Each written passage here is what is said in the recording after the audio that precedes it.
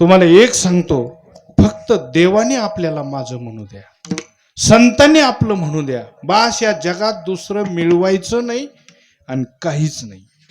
तुम्ही म्हणाल मग हे देवालाच मिळवायचं, संताला मिळवायचं नाही, बाकी कधी? या बाकीच्याला देव कधीच आडवं येत नाही, ऐका. पण हे बाकीचं देवाला आडवं आल्याशिवाय राहत. आता तुम्हाला कळलं ना, देव ह्या बाकीच्याला आडवंच येत नाही.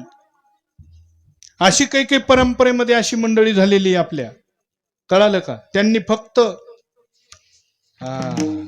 गांजा वाढलाय, ते बी मस्त पैकी. गांजाचा आणि देवाचा काही संबंध नाही. काय काय म्हणतात, हे ते काय तंबाखूच खाते. तंबाखूचा आणि कशाचा संबंध नाही, त्याच्या अंतःकरण वृत्तीशी देवाशी संबंध आहे.